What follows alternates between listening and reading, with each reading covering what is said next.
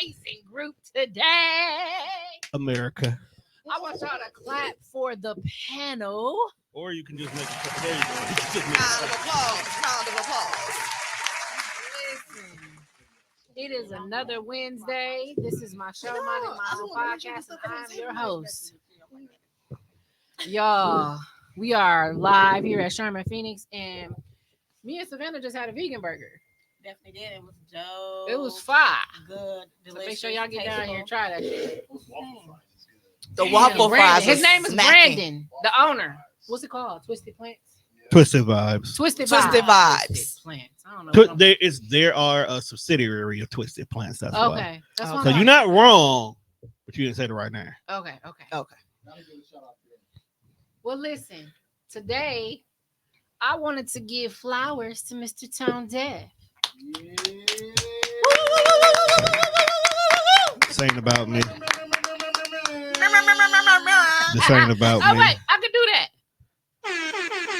Hey, Got you covered. Got you covered. Thank you. Yes. Tone, What up? you are like amazing. We all think you're amazing. Aw. And we are so honored to know you and have the opportunity to do the things that we love with you on our side for support, guidance, all kind of education. This man is multifaceted, multi-talented. plenty hats. Oh, y'all gotta forgive me. I'm still working, even though I'm on the show. Can't stop, won't stop. Don't stop. Can't Well, can't you stop, don't have won't to stop. Rockefeller, get down. Look, I am testing out new software while we're also doing this. So you gotta, I'm multitasking here, but that's all because I always gotta make sure we good. But We appreciate thank you for that. You're welcome. I just realized this is actually my first time being a guest on your show, Yes. and we've been doing this for about a year now. almost a year. Yeah. So this your almost first a year? time actually doing an interview with? Yeah. Yeah. We actually Really? interviewed him, yeah. Wow. It was. I'm like this. It's not her fault. I'm a very, very, very advocate about being behind the scenes. Even on my own show, I will do a whole show and will not be on camera. Mhm. It'll just be my brother and whoever our guest is at the time. I really don't purposefully be on camera. I'll be serious about that. You be hearing him in the background talking and making Mhm. points, but you don't see his face. You don't see me. Mhm. And that's. You get to see the face Behind the voice. Yes. Yeah. I mean, it's sexy as hell. I already know that. But a lot of people wasn't ready for that. Though. But what questions you got for me today? Because Man, I got. we collectively can talk. We can. We can And collectively that's what I love. talk. That's what I love. Before we dive on you, I want everybody to go around and just kind of Freaky. introduce themselves again because we've all been here. But let's just give the audience insight on who we are. This is part of the panel. So let's do this. Y'all. We're gonna start with Miss Savannah. Hello, I'm Savannah Burks. I'm a part of the panel. I have a nonprofit called Lupus Has No Face, 501c3. We got some events coming up next month. Informational on the 4th from 12 to 4, and the walk is from 12 to 4 as well at Clutch Park. Hope to see you soon. If you want any updates, go to www.lupushasnoface.com. Yeah. Lupus has no face. Yes. If you want a little bit more information, make sure you go check out that episode of Where I Come From, where we sat down and had a beautiful conversation about lupus. Yes, I watched that. It was dope. I tuned in on that too. Thank you. That's lit. Now. Oh, it's me. Hey, y'all. Y'all know me, Tika G, as always. I only have one event coming up. That's the end of this month. I am in the 98.3 Jammin' comedy contest. Hold on, wait a minute. Let's say it correctly. She is a finalist I'm a finalist in the in the 98.3. 98.3 comedy So you're right. contest. It's a free open show to the public, so there's no excuse for you not to show up. I love it. We'll be I'll at the make an private. excuse. We'll be at the private event venue at 6822 West Brondale Road. I love to see y'all there so I can make y'all laugh, and let's do it. Yes. Your turn, babes. Hi, my name is Jessica Holmes. Wait a minute. Let's correct that. Your name is author Jessica Holmes. There we go. Put some respect Author on it. Jessica Holmes. Thank you what, very what? much. Um, We don't play I have around a here. nonprofit that's called Women Uniting in Sisterhood. I'm also an author of A Shepherd in a Storm. I will be having a book launch June 15th from 10 Yes, a.m. to ma'am. 12:45. See you guys there. Be on the lookout for that Yes. episode of Where I Come Yes, From. yes, and we all a part of the panel. Yes, yes. Where we will sit down and we'll discuss a little bit more about that. Yeah. My name's Judge Rogers. I am a man of many hats as well. Right now we're doing the panel. I'm excited. I got a clothing brand. It's called Facts by Fiction. I just got these pants, the prototype made. So these is pretty lit. Oh, them are nice. Oh, These yeah. is pretty lit. Be on the lookout for the website. Yep. Be on the lookout for the website. Right now you can follow me on Instagram at Fiction15. Facebook, Judge Rogers. We all in the panel. We just trying to give flowers to my main man. This ain't about me, fam. If you know me right now, I don't take credit for everything. It's about all y'all. But wait, Judge, you also got gear in Black Beauty Supply at Midtown. Right. Yeah, I'm doing a lot. Shout outs to them too. They just got another location off on Lisbon. Go check them out. Dope. Black business, support your black businesses. Support Black business. Wait, the one in Midtown is black on? Yes, Yep. Black Black on. beauty supply. Yep. You They know got that. a free ATM. Yep. They got some nice bags. They got nice bags, nice other nice black artists. So yeah, he's just supporting the community. I love what's up, it. And that whole community is really thriving. Everything is thriving when you're in the right group. You know what I'm saying? You thrive. It's just moving. I'm so proud of what we got going on. I am too. I'm proud of all of you. I'm so happy to have the panel. Everybody, every single one of y'all brings something so special. We are missing a few people, but y'all gonna see them. They coming out the dark very soon. And shout out to Quentin, Ruthia, Nicole, Kenyatta. Yes, That's only that's missed just them four. I hope y'all watching, family. We gonna see y'all.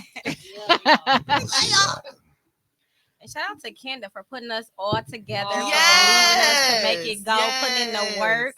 So appreciate you for that, for creating the panel, baby. Yes. I love you. Yes. I love her. Yep. Oh yeah. Yes. Yes. She brought us all together. God brought us all together. Oh, she's so childish. And Dead ass so said it. that's why it was so important to me. I'm like, dude, I've been potting now for a little bit over a year. I started my podcast a year ago, and me and Tom just never had the opportunity to really like just sit down and talk. We always talk about business, but we never actually get down to the heart of Mr. Tone Deaf. So you basically just want to know why I do this. I want to start off by what influenced you, what inspired you to get to do this, because you got a lot of amazing people together, man, under this network. Take a guess why y'all think I started this. Because you like to talk. To get women. No, that's why my brother wants to do it. That's why my brother jumped on board. We got a lot of beautiful women who got everything to say. So No, why not? That You is build not it, they'll that is come. not- That's not a lie. I've always had beautiful women on the network. But no, truth be told, and it's still something I deal with today. Battling depression. There was a point in time where I lost my home, 2 jobs, and almost lost my car, all because of one situation. Because of that whole situation and the changes and everything that was going on, I ended up kind of falling into the state of depression. And because it was a while ago, because I've been doing this for 14 years as of the 11th. Give it up. Care. Congratulations to 14 years, Tom. So that means 15 years ago, I was really fucked up. No, keep it a buck. I didn't have no outlet. As Black men, we wasn't sharing our feelings. And at that time, I was feeling very defeated. Like I went from having everything that the American dream said you're supposed to have to I'm living in somebody else's basement who I personally felt they didn't want me there. That's just my personal feeling at the time. So I had to figure out some way to deal with some things. I'm not a person who likes to lean on vices. So I didn't want to be a person who always smoked my problems away, drink my problems away. I had to do something. Job market was below ass at the time. Like you couldn't find a job to save your life. It was more people working during the pandemic than people were working at this time frame. So I just couldn't find anything. Either I was overqualified or they just didn't have nothing. So I had to figure out an avenue. So shout out to my brother Juan. He basically made me start going to local wrestling shows. And I always laugh about this because we just wrestling fans, period. So he used to make me go to local wrestling shows, and you definitely need to hang out with us. No, you talking about local wrestling. You talking about local. It's wrestling in my book. Right. She got a point there. Plus, a lot of the old ones would come through sometimes. So we meet a lot of people that way. So where was you going? Like grocery stores to watch? No, it was proverbially bingo halls kind of a situation. So we would go there and we would get real cool with them, and we started interviewing them just for fun. Some of them would ask us to help them work on their promo. So next thing you know it, we having regular conversations. So me and my brother's like, yo, let's take this shit serious. And we had a third person that was with us. So we created a wrestling show. Then my brother was like, look, I make music. I don't like what's being played on the radio. I'm going to make my own show so I can play my music and whatever else the hell I want to listen to. I was like, all right, cool. Smart. Not a bad idea. Still ain't nobody going to listen to it, but cool. Let's do it. So to make it not seem like this nigga's just trying to make his own music, we went on ahead and we turned it into a full-blown show where we started interviewing other artists at the same time. So that was the birth of the Dead Fresh show. It was the longest running show on the network. Possibly could be because it's my show. So, but then at the same time, we were like, it's cool for just us, but we pay this bill every month. Let's eat. So then we started reaching out to other people we know. So we ended up getting Dia the Poetry Pusher. That's my homegirl. We go way back. Go ahead, Dia. So that was an easy yes. Then, Lexi Trinae came through. She did her stuff in regards to it. We had a dope alternative group called the Switchblades out of Detroit that was working with us. And of course, I had to get back to my roots. So I ended up having like 2 to 3 different variations of wrestling shows that were on the network. But that literally started all of this. As we continued to do internet radio in regards to that, and we kept growing, and I started adding other shows like a relationship show, which at the time people don't understand. There was no such thing as podcasting when I started this. Okay. So what did it still have the same term, podcast? Or podcasting didn't come into existence until Apple created the term, believe it or not. Wow. It was internet radio, but at the same time, internet radio is just the evolution of what regular radio is. So when you evolve with how you consume your music, you have to evolve in regards to how you consume your talk radio. So when you evolve your talk radio, then you started having podcasting. Then the pandemic hit, and when the pandemic hit, people started losing their fucking minds staying in the house. So next thing you know, people started looking at avenues of how to reach out. You got some people who was like, hey, this podcasting thing seems pretty cool. Let me go ahead and try that. And they were taking their stimulus money and buying equipment. Then you have famous people like artists, rappers, movie stars, stuff like that. People who you can't go to work no more. You can't go on tour no more. So then they started hopping into the game, says, hey, well, I can sit at home and do this and talk about this. And then next thing you know, people like Joe Buttons, Joe Rogan and all of them started becoming popular and bigger. Actually, you started off the same time with Joe Rogan. That was 14 years ago when that wasn't even popular. I did. That's like almost like I like. Because nobody was listening to Joe Rogan. Nobody was listening to your brother, but y'all was all making music, all doing your thing, all setting a platform and setting structure and a foundation. Nobody was nobody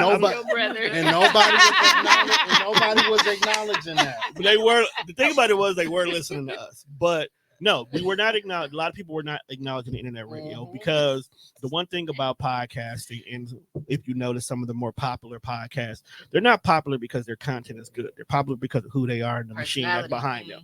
So personality definitely became a thing. So eventually we had to shift gears. We couldn't continue to keep doing internet radio because the technology started being behind the scenes. And then my sister wanted to pod. Okay. Now, if any of y'all know Mimi. hey, listen. Shout out her pod. No, I'm getting there. Her pod is very, very pivotal to the success of the network as a whole. Too, by the way. Please do not curse her.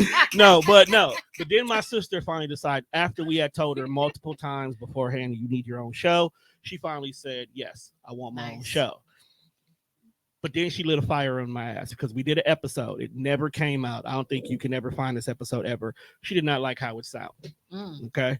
And I agree with her. It's like when I look at what we were doing and what everybody was listening to, she's like, nah, this is my shit. When it's your shit, we can do whatever y'all want because that's y'all shit. But this is my shit and it's going to be done right. So what we going to do? So I ended up calling my job, took a loan out in regards to my 401k, copped about $5,000 worth of equipment at the time. The rest is history. Wow. Can I stop you right there? What made you go so hard? Like, because it seems like you didn't. Did you believe in your brother? Did you believe in anything that anybody was doing, or were you just bullshitting around? Let me give you an honest answer. If you know me, the number one thing is I love helping people. Yes. Okay. Yes, you got a big old You got a big heart. You do. Yes, he do. That's the number one thing. But the second thing about me is if I put my name on something, we are not about to fucking play about it. Regardless. Go. So when my sister literally said, Tone, you need to do this, Tone, you need to do this, she would say, if you don't get this right, how do you expect people to pay for you? How do you expect people to pay you to do something when you're not doing it right? Yeah. So I had to put foot to pavement and figure out, how do I make this sound like somebody else? So the number one thing I would do is I'll go listen to everybody else's shows. And I would literally sit there and I would listen to things like Amanda Seale's show, who's a great monologuer. How does her show with her by herself make you want to stay here? Then I would go listen to Joe Budden and not listen to the ignorancy in regards to what everybody else said. And I would go and listen to what everybody talks about. I would honestly do my homework. I probably did more homework in regards to making everybody else sound good, to the point that I said to myself, I'm going to start consulting.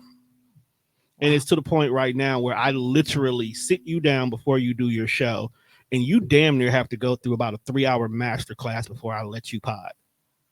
Damn near. And almost everybody I have ran through that still podding to this day. Fire. Way to go. Okay. Fire. And it's not because I want people to have value in what they're doing. Anybody can get up here and talk. But one, are you informing anybody? Are you educating people? And more importantly, are you entertaining us? Right. Right. Tika's been on my show about 3 times now. Yeah. And you probably have laughed more being on the air with me and my brother than you probably have been at somebody else's comedy I set. can't contest to that. I was dying. I was screaming, and it was some of the best time of my life. But it was pure entertainment. Right. It really Big was. energy too. But in the Yeah. midst of it, you learned something every episode. I did. And you were informed about what you could do next in regards to anything that you were interested in. Yes. Absolutely. And it's a formula that's always worked. And I try to make sure everybody has that. And you know what? I also felt that from you when I first met you and Tommy. Shout out to Tommy, All right. Mr. Can Beats. Shout out Tommy.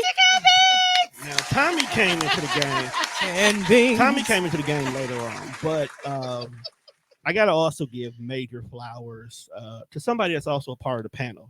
Yes. Is Ruthia. Woo! Let's go, Ruthia. Here's the reason why I got to give Ruthia her flowers. TDR would not have grown anywhere past just me, my brother, and my sister had I not ran to her and her group of beautiful young ladies, pretty plus size and powerful.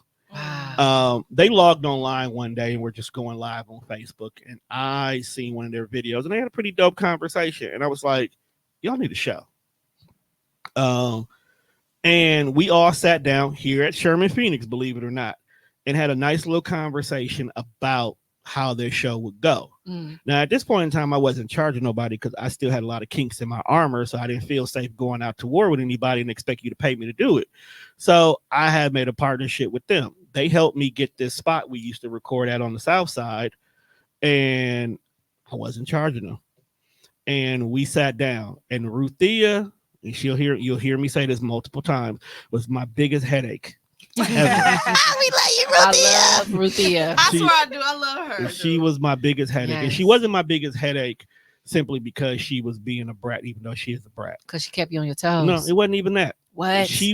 We bumped head about a lot of things. And it taught me how to step back and get out my own way sometimes. because what she could have been complaining about may not have been anything that had anything directly geared towards me, but because the issues were in this moment, I took it personal. And you can't take anything personal because everybody comes from different walks on life. So everybody approaches things a little bit differently. And because of her, me and her had to learn how to communicate. We were just talking about this. Okay. Talking about this. Me and her had Talking about this last night. you deal with me long enough, I'll show you how we can make everything work. There's not a single topic we'll never have that I won't bring it back. So that's what I'm good at. And we had to learn how to communicate. And because of that, our friendship actually grew. That to the point where if you see me and Ruthie around each other, you would swear that we've loved each other the way we do for years. When there was a point in time where we would pull guns on each other and bust. What you say? No, what you say? And and never think twice about it. But it was all because we both had to learn how to step out of our own ways and listen to how each other was.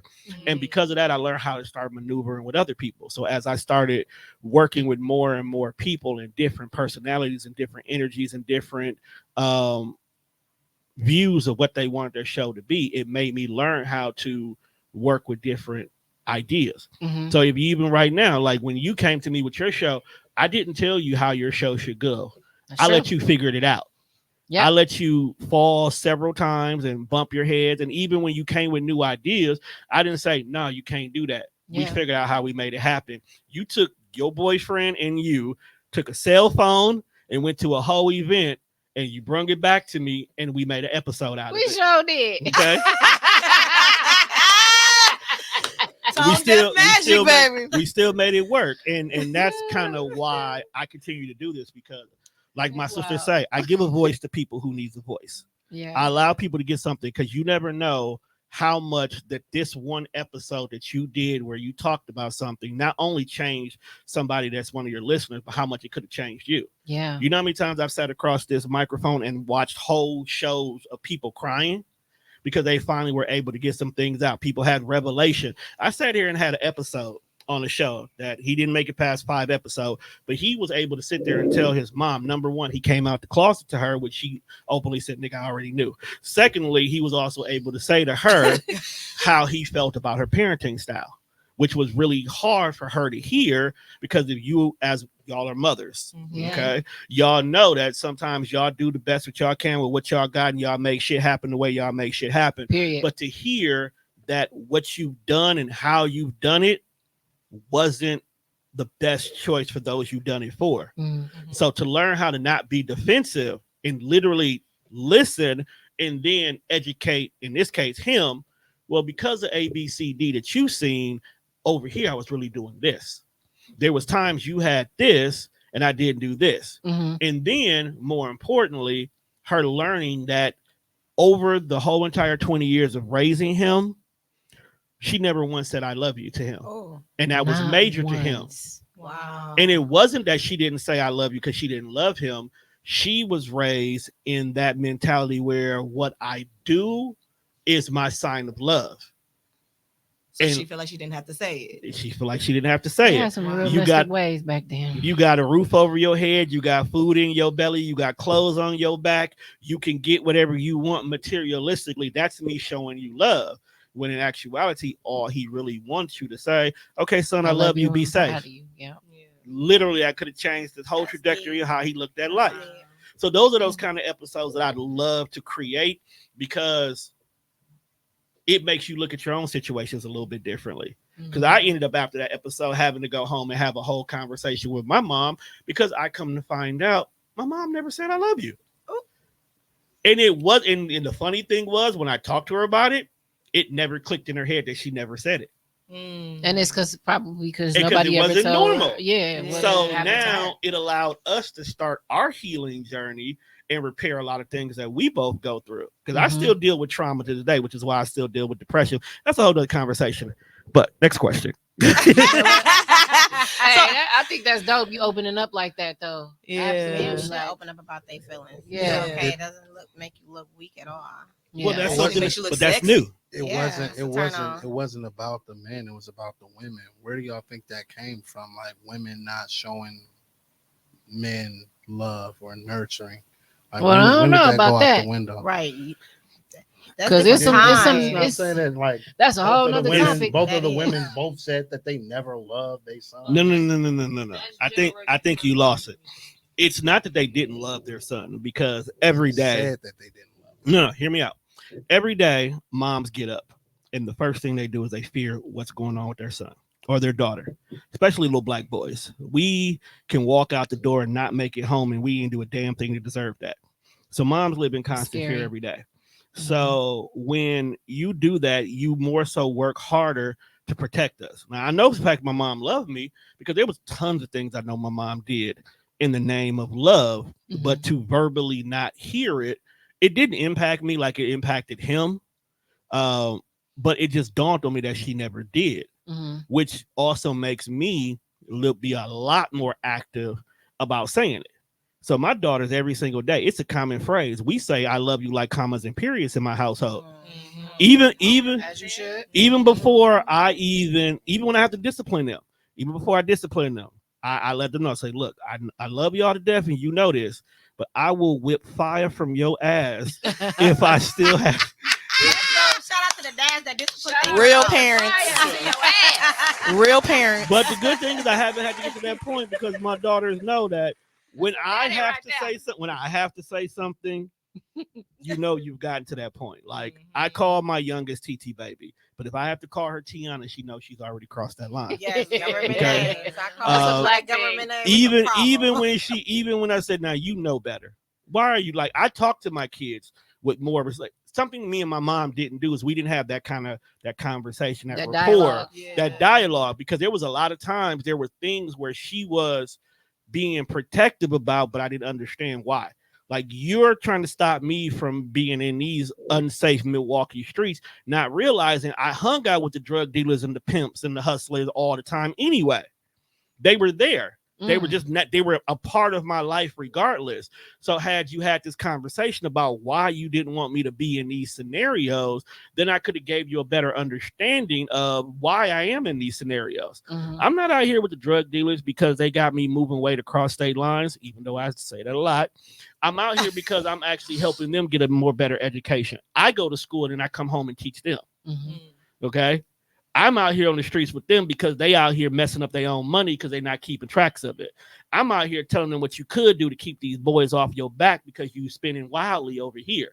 Instead of doing this, go buy this over here. You go cop this record store over here instead. That way you can wash. You was telling them how to wash money. Nigga, I told That's you. some BMF shit. I gotta come on episodes to catch up all. She said that's some BMF shit. I was teaching a lot of people different things, but I wasn't teaching them because I need you to help you know how to wash money. I'm telling you it's because we like music.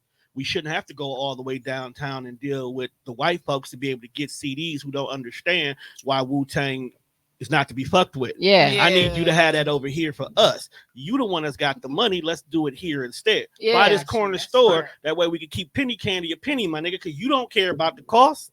You know, I'm teaching them how to do shit the right way. Plus, you're less likely to have folks looking at you.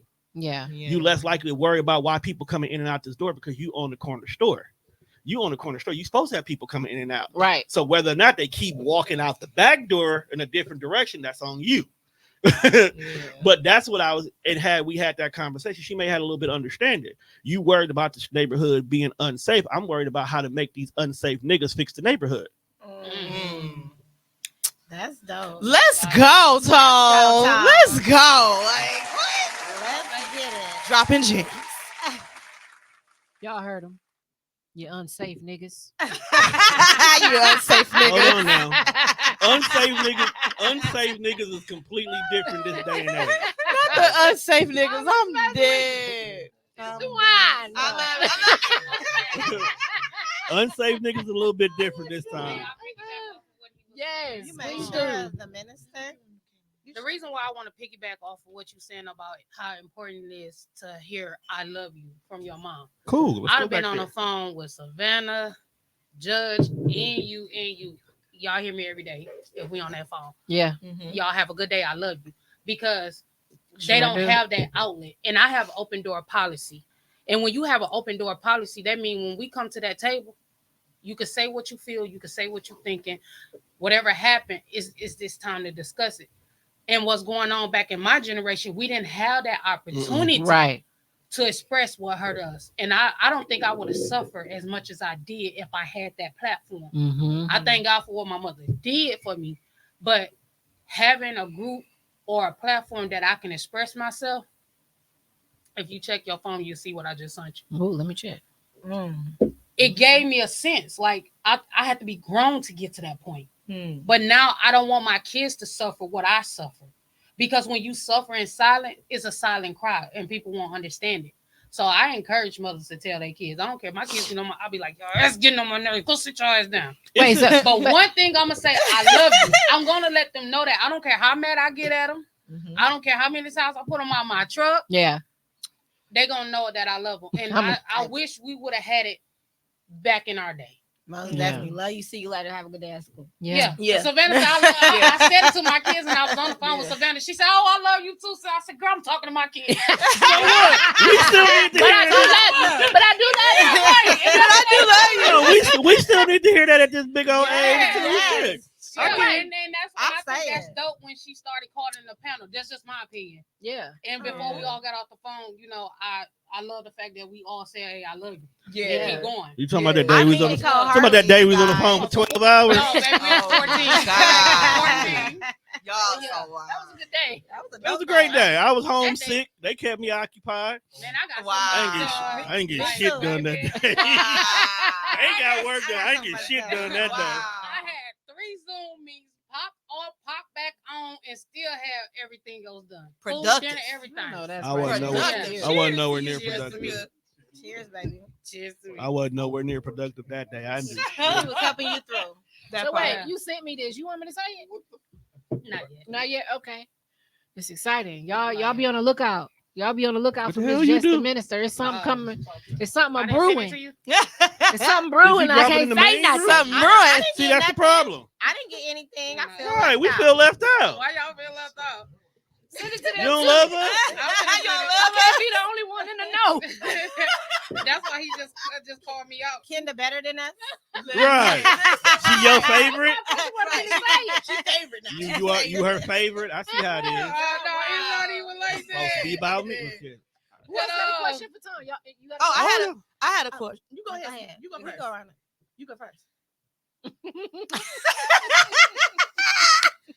You know what, let me Go just- ahead, Savannah. Let me just put Oh it my in, 'cause God, I my ain't mind think just you went going blank. around But it everybody. was something to the point where your love exudes how you take care of your teammates. Your teammates. It showed the love because for me, my experience is that you go above and beyond with Hold care. on. You Did do. you say hold The on? love I show you is different. Oh my God. Now, hold on. Hold on. Because our conversations come from a hurt place. So I handle you a little bit differently than I say I would handle Kenda, or I would handle Jessica, or I would handle Judge. Me and Tika's conversations came from a hurt place before too.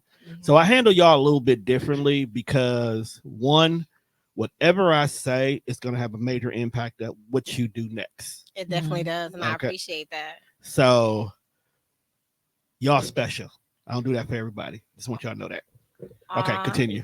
Y'all special. Yeah, I he can't- said I y'all. knew I was special. He said y'all. Everybody know I'm special. Y'all, but you a little special. A little special. Special With the on there. How you doing? I appreciate everything that you have done. Comma butt. There's no but. I can't even come after what you just said. So Right. it's on you. Oh, it's on me. Yes. Oh, you know I gotta ask my question. Go for it. You ready? Ain't nothing off the table. Ask Okay, her. you ready? Okay.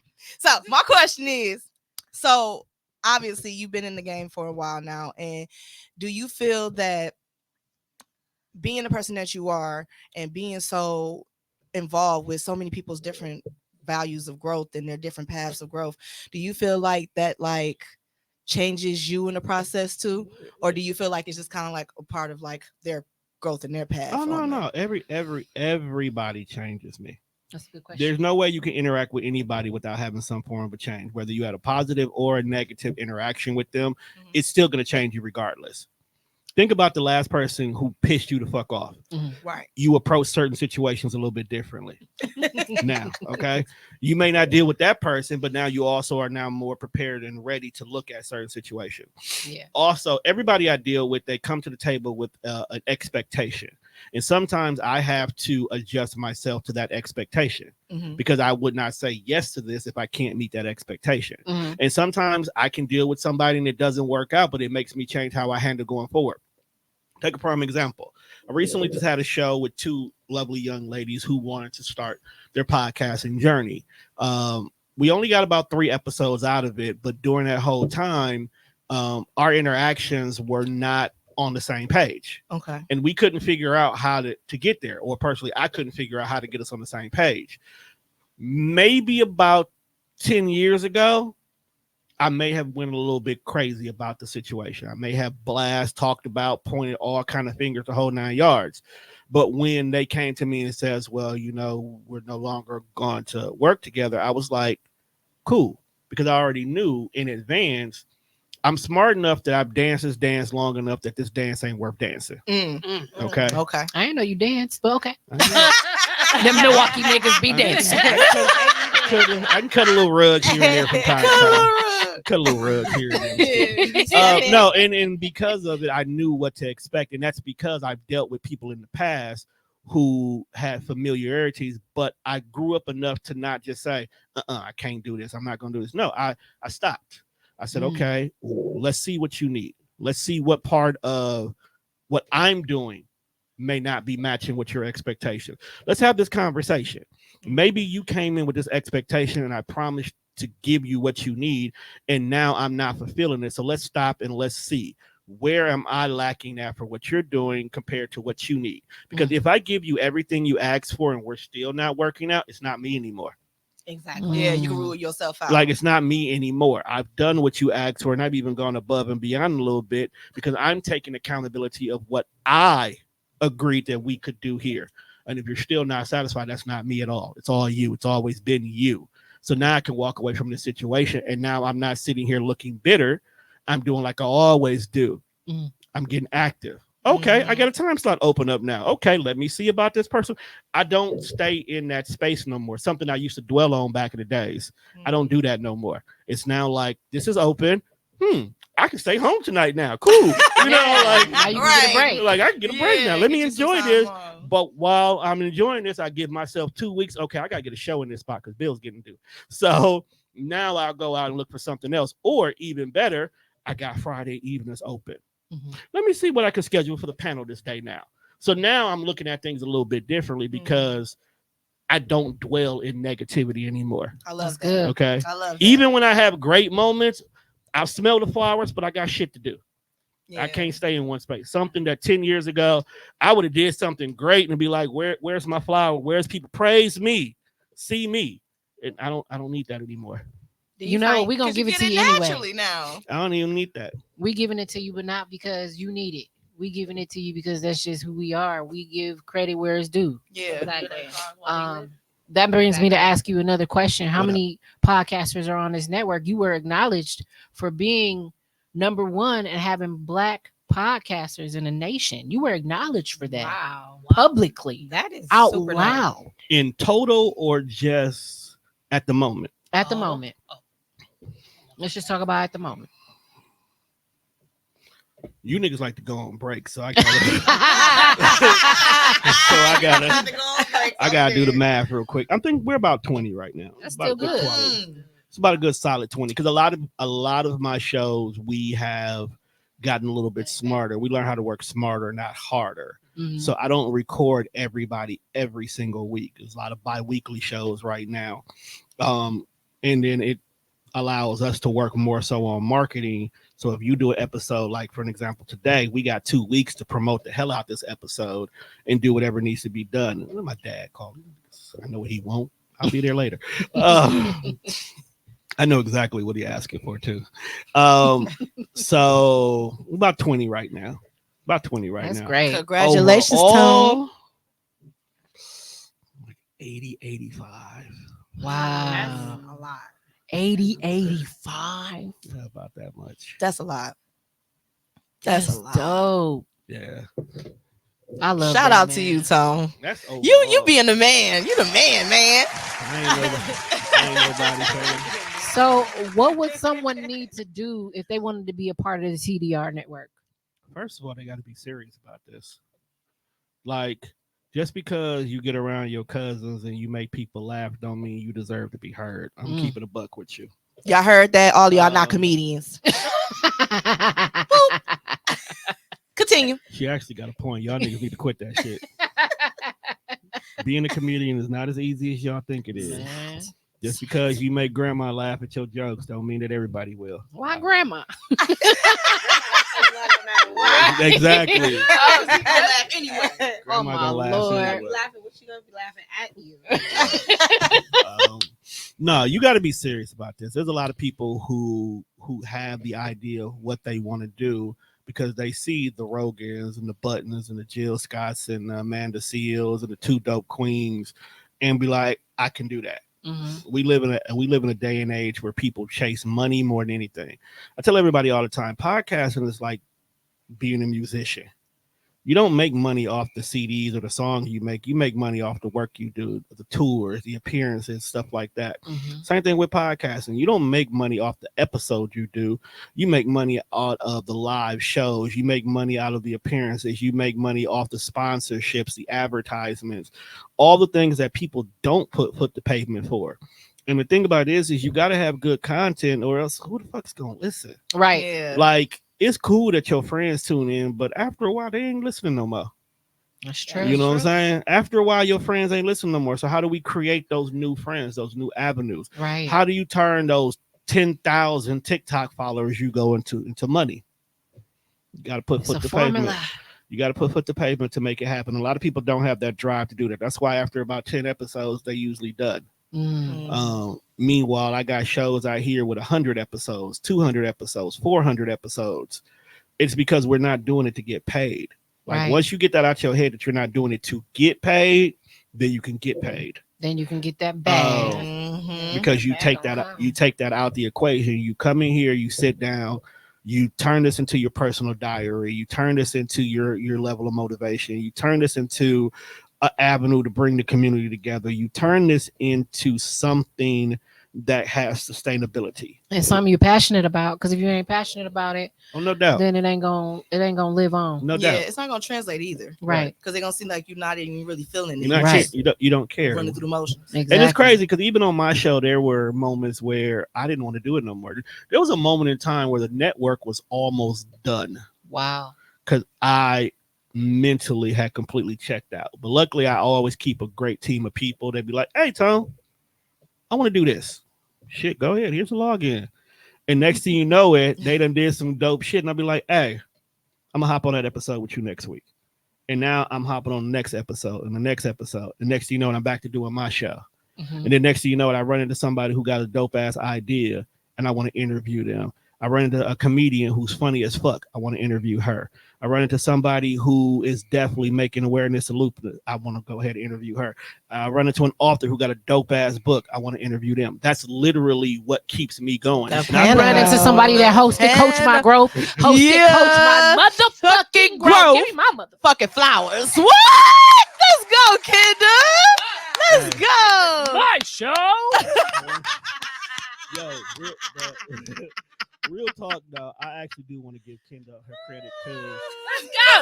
Let's go, Kendra. I actually want to give Kendra her credit We because living. out of a lot of the shows that I've had, Kendra was probably one of the few people who kicked in the door and basically was like, yo, I'm gonna make this shit work. Cause she went on the podcast tour before she even knew what the fuck podcast was. She came. I'm on it. Hey, that She shit was fun. She came in and she sat down with me and we had a whole conversation and then ended up being on like 2 to 3 shows that same day. Wow. No, she did for real. She did. She came in. She's supposed to do an episode with me. I had overbooked myself for people coming in, so we just had more of a conversation. And then when my show that came in at 2:00 showed up, they was like, "Girl, sit down." Yes, I believe that was That was a purpose over pain. purpose over pain. Yeah. Shout out. Purpose over pain. Shout out to y'all, Come y'all. on and sit down. And then Let's go. And the crazy part was after she got done Bianca. with that show, the show she was gonna be on was actually right behind them. And it was just like, Kendra just had a whole field day. And then she came back like a week later. And she was like, Tone, I want to do my own show. I was like, damn, you already have already. So, you already like 7 But episodes. I love how in. everything is like a domino effect. Like it just kind of like transfers over. It's networking. Like each person gets to know each person through the process. Like, And that's the thing about my network that I definitely make sure. Yeah. Not every shows interact, but a lot of them do. yeah, I don't believe in having to outsource anything when I know I got it right here in house. Yeah. that's dope. And I actually build my staff. Like, even though everybody comes to me to record, I still call them my staff. I still call them my people. I still call them my family, because at any given moment, I might need you for something. And I have no problem going to that person and then promoting that person after. Say, I have a young lady on my staff who she makes prom dresses. And in the beginning, when she first started doing their show, that wasn't her thing. That's what she was doing. But anytime somebody was looking at any type of alterations or stuff like that, that was the first person I was instantly recommending. I wasn't looking at any. I tagged her and shit. It was one year I tagged her so many damn times. She was already booked. She had to tell me, Tone, stop. You can decline words. Like, Tone, I ain't got time to do it. And then on top of that, I'm shout out to Cree of Cree Couture. She done got so big, she has her own spot that she quit her regular job, and this is what she does full time now. That's and amazing. She's definitely living her best life on the back of that. So if I have it on my staff, there's no reason for me ever to go to anybody else. I sat down one day and I told my friends, like, if I wanted to put on a full-blown fucking concert, like a Summerfest-ish concert, I can do the whole thing without needing anybody that's not on outside of TDR. Do not need it. That's lit. That's a powerful. That's lit. That's dope. That's lit. That's how it should be, though.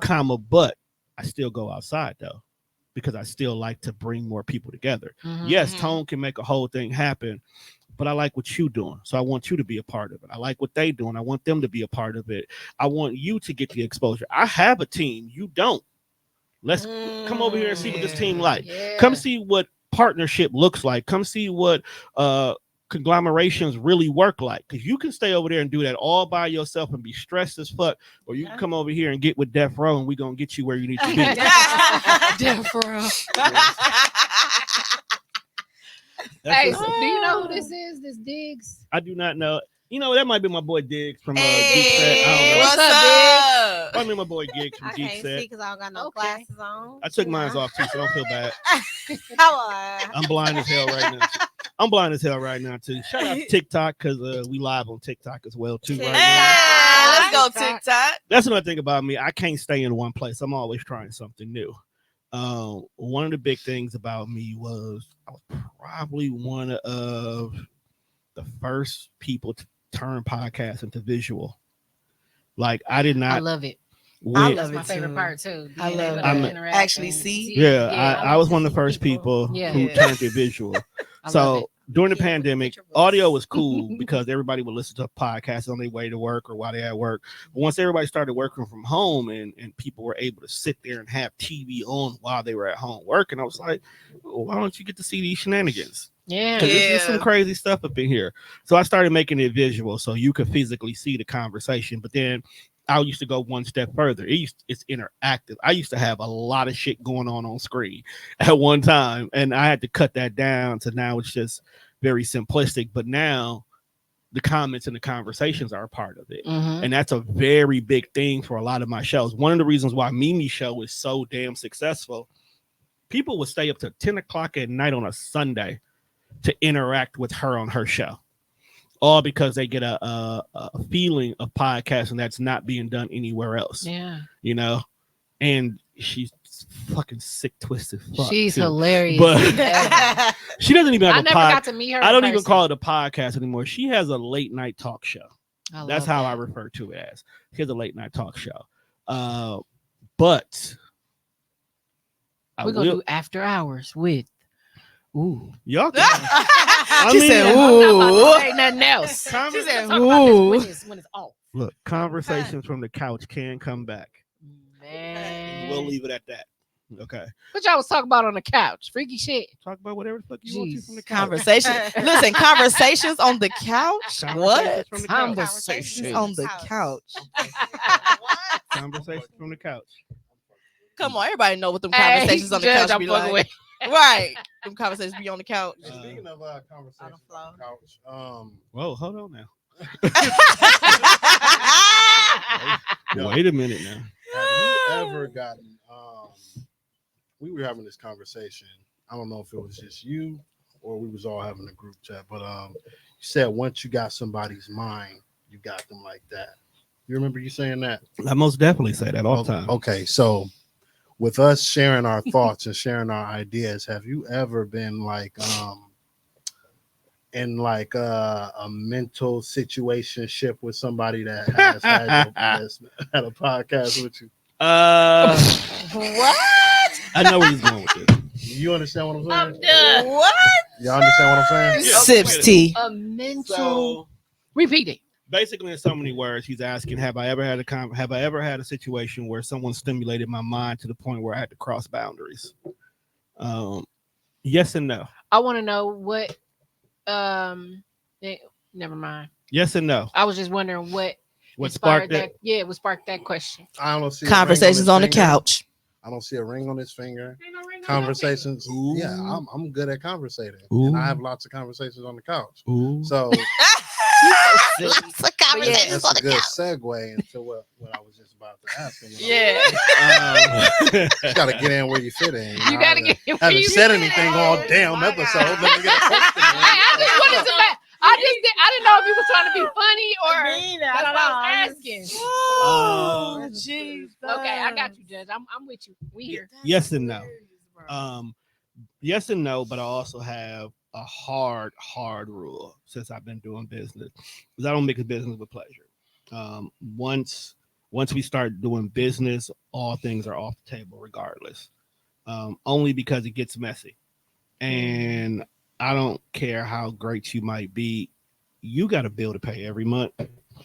And I can't pay bills with pussy. So we got to leave that where it is. Once I'm dead. saying. Let me high five over, take a head. One more. I just had to duck. That's all. I had to duck a little bit. That's all I'm saying. Can't pay bills. Y'all So Y'all some fools. So have you ever? I cannot. Have I never? Have you ever No. loved somebody? There's so I much haven't- it makes I haven't crossed. I you haven't crossed cry. it.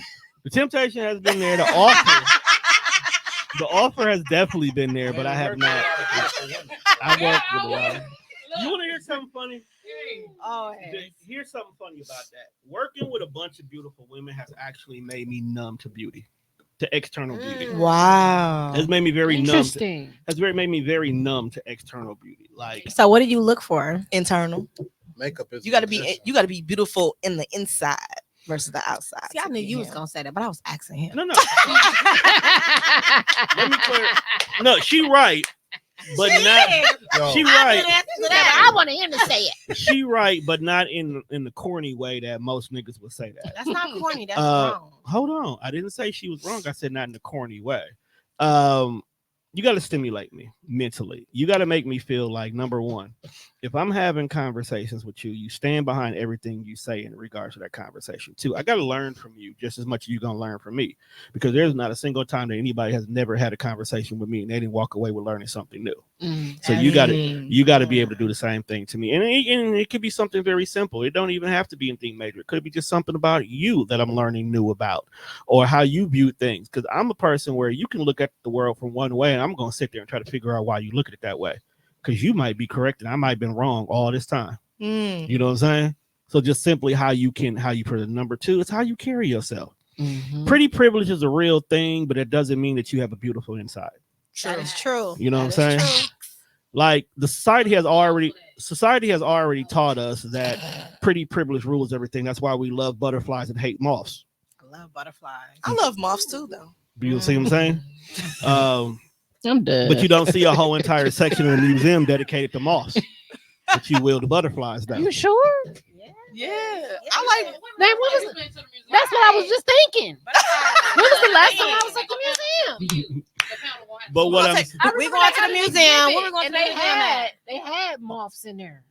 The panel gonna take a field trip. We taking a field trip. Field trip with the panel, and we're gonna record it. But you're not grasping the concept of what it is.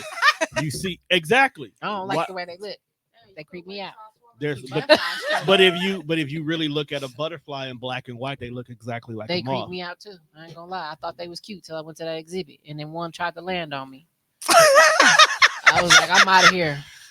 Well, if it makes you feel any better, Mimi hate butterflies too. She hate them with a passion. She got a story behind that. But no, it's literally a lot of about conversation. Then reciprocity is huge for me as well too. I don't know where the hell in society where the man has to do everything, and that's the only way a woman becomes interested in a man. Is become the norm right now. No, you got to give as much as I get. You can't ask for something that I can't ask for it back. But at the same time, if I know that you're locked in with me, like we rock, you can have the world. You ain't never got to ask for it, but you got to make me feel like I'm not wasting my time too. Mm-hmm. So making sure you tell me I love you and you show it to me is just as important as getting whatever the hell you asking for out of me as well too. And the minute I feel like it's not being felt that way, I'm a Sagittarius. I'll shut that shit down and be done ASAP. I can literally be madly in love with somebody and somebody can say something and just like, I don't even know who the hell you are. Just that simple. Savage. Let me ask you something. Let me answer you something. So what you just said, most people say that you're not supposed to have expectations. So do you think you're supposed to have expectations? Everybody's supposed to have expectations. I believe so as well. How dare you walk into a situation not knowing what you expect from the situation?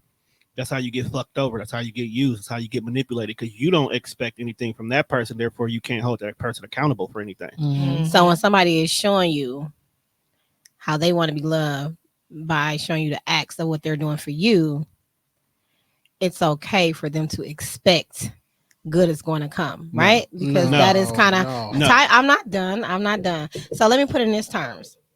If I'm building a relationship with Kendra, okay, and sexuality is a spectrum, I'll fucks with it. Oh my God.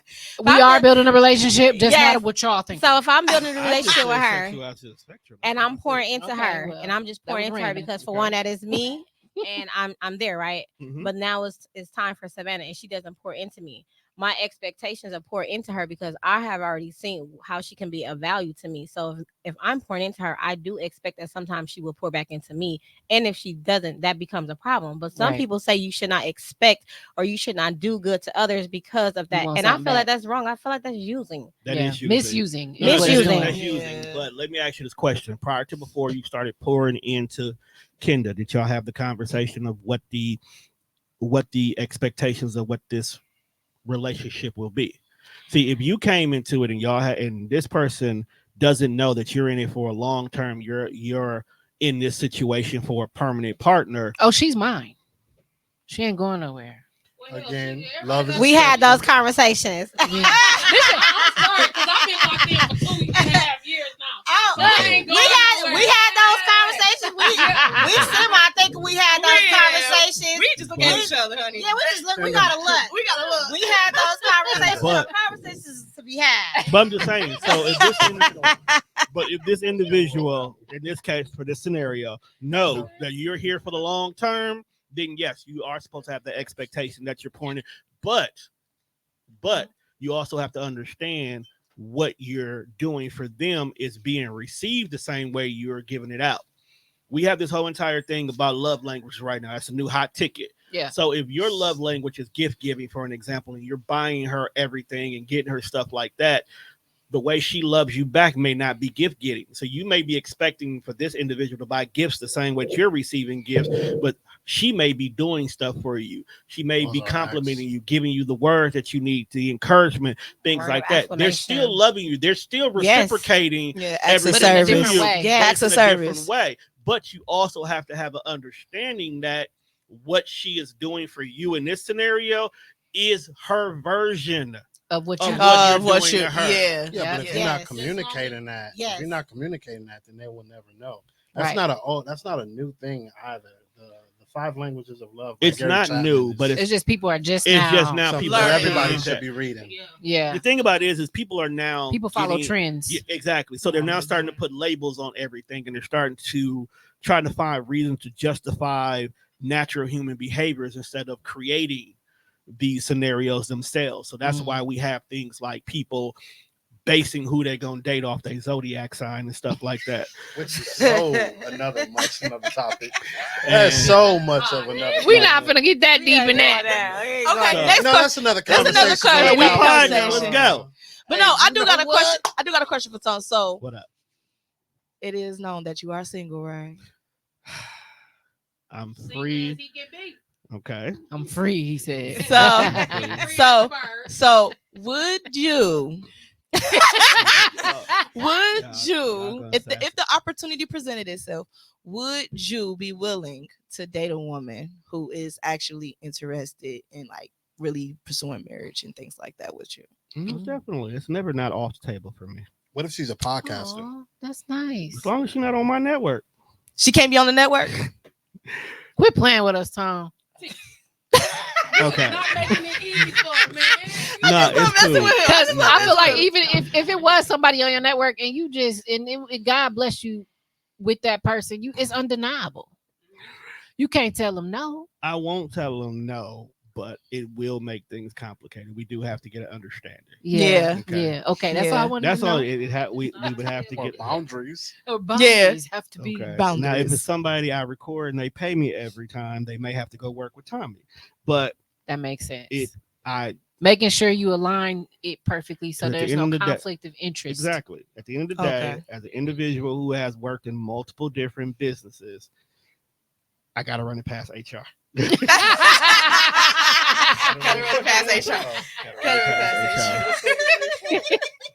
Well, tell us what are you planning right now for the future of TDR? What are you planning? All right. Okay, I'm never a nigga who hides anything, so I don't give a fuck. You could try to do it first. You still won't do it better than me. There we go. Let's go, Tone. Let's go, Tone Dev. Let's go. So I don't know if a lot of y'all knew. Last year I launched the Pod Station.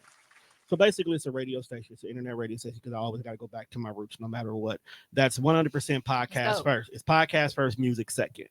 So basically that means when you tune in, your typical talk radios that you've grown accustomed to growing up, your 860s, your 103s, whatever that has these talk shows, instead of them being talk shows, it's podcasts. Whether you're on my network or a sister network or a partnership with somebody else, you will always be able to listen to some podcasts. And of course, not every podcast are the same length.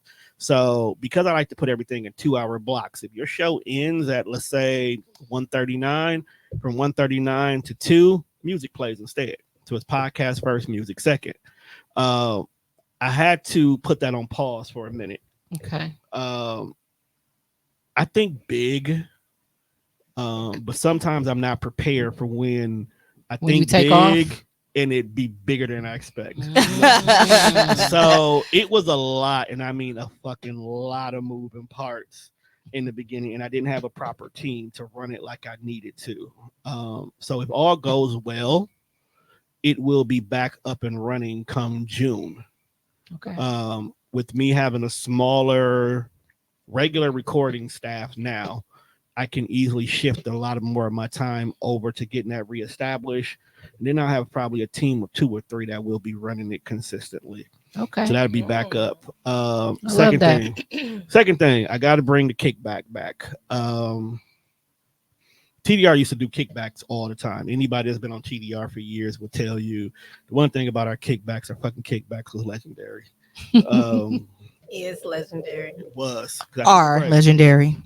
It's on a hiatus, but it still was legendary. It was so bad that we literally got kicked out of the building we used to record at. Wow. It was lit. Right. Get kicked out. Because we may or may not have fucked up a bathroom. That's a whole nother conversation. That was not a confession. I wasn't there when the sink fell off the wall, so I don't know who did it, so I can't prove it. But we did do more of a professional. We did more of a professional kickback game night last year. It went pretty okay. But I also was up against West Milwaukee summers. Mm-hmm. So we got a lot going on. Yeah, we got a lot going on. So now I'm gonna revamp it, and we're definitely doing that. But this time, I think I might throw a musical concert first. I think we might do a full blown musical event first, and then a kickback. Let's go, Judge Rogers. Mm-hmm. Let's go for the music. I'm here. Whatever you need, bro. I'm definitely partnering with a few people in regards to that one. We gonna have a lot of local talent that's dope. And thing about it is I'm not only just R&B and rap when it comes to people I would like to work with. You may get a little rock, you may get some alternative, some country. You may get country, you may get a little bit of jazz. You may get a white woman with a banjo. I don't care. Jazz. Like when I do stuff, I do it. I do it big, I do it special, I do it unique.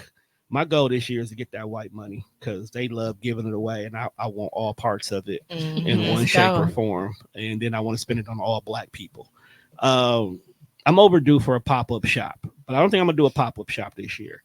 I think I'm gonna go ahead and get behind this engine called Coach My Growth, and we finna force her to do this shit major this year. Because if you missed the last one, you fucked up. Because that shit was big. That shit was so big. Sherman Phoenix was mad at me, dog.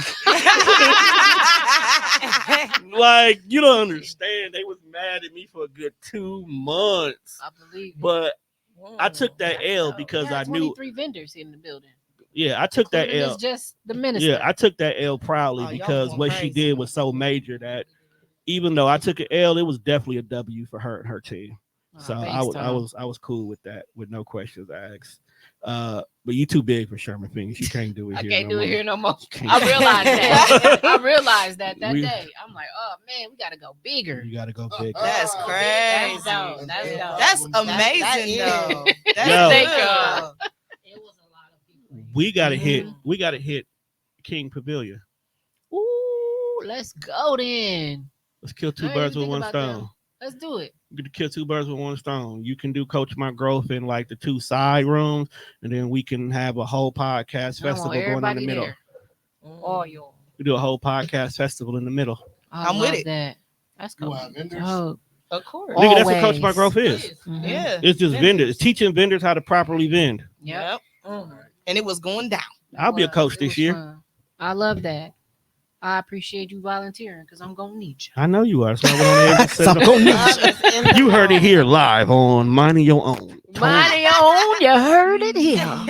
Tone is gonna teach y'all how to do shit the right way. Yes, people do want to know. They want to know how to pod. They want to know how to get into it. They want to know. It ain't just that, fam. It's just overall. I teach you how to do anything. Yeah. Just so y'all know, Tone and Kendall are both in business management, so they know what the fuck they talking about. Just putting that out there. Oh, and so do these. Y'all do too. Don't Dreams behind their name. Like, I'm very impressed with everybody on this team. What I can do. The thing about it is I'm more than just business management. I'm a teacher. I'm an accountant. Mentor. I'm a mentor. I'm something like a therapist. A lover, a fighter. A lover and a fighter. And a drug dealer. I'm pharmacist with you. Street pharmacist. They can't prove that yet. Pharmacist. We play all day, y'all. This is what we do. So So get ready. They can't prove that yet. All right, I got another question. So, Tone, with you being somewhat of an empath and a therapist, I'm definitely a fucking empath. Who do you vent to? What is your right? That's a your good question. Yes. I like that. Yeah. Let's go, Tom. You want to hear something funny? 90% of my depression comes from the fact that I don't decompress. Oh, okay. You gotta let it out, No, sir. and it is. I definitely 90%. Happy endings. Oh my Lord Jesus. 90%. Judge. No, he right though. You like can't even lie like that. What's I'm right? And especially because I mean, you always right. Don't get him a whooping. Not just yet. That's behind the scenes. Oh, but I'm right about a lot of Nah, things. My name is Judge Rogers. No, you cool. So sorry, boo. No, you cool. Y'all believe it or not, y'all are quite mild compared to what I've dealt with plenty times before. We are mild. Very mild compared to We mild sauce. We need to get mild sauce. Mild I don't want to sauce. be mild sauce anymore. Just turn it up. They don't like that. Do we got to get spicy up in this month? Right. Nah, Extra spicy. to keep it a buck. Keep it a buck. I really don't have anybody I can directly pick up the phone. Now, let me rephrase that. I don't have anybody I purposely go to decompress with. I do have people that if it really came to push and shove, I could pick up the phone, we can talk, it'd be no issues whatsoever. I definitely got friends who've been rocking with me since I was a wee bitty, itty bitty. So they know how I move and groove. I got people who check on me all the time. Matter of fact, my friend Solar just literally hit me up earlier to check on me just to see how I was. I'm keeping it a buck. Y'all check on me. Yeah, we do. Yes, we do. Just hold you accountable. Y'all check on me. So I have it. It's just Call you that at 7 a.m. But you I'm not gonna answer. You in a- I am not. Keep you on the phone all day. Savannah, you said you're not gonna answer She the know. phone. 7 a.m. She already know I don't answer at 7 o'clock. You gonna answer? I'm not gonna answer. Okay. Okay. We'll I'm get still you next asleep. time. I'm still gonna sleep. Hey, I wear my watch in bed at night just so I can roll over and tap that red button. I hang Are up in you a heartbeat. serious?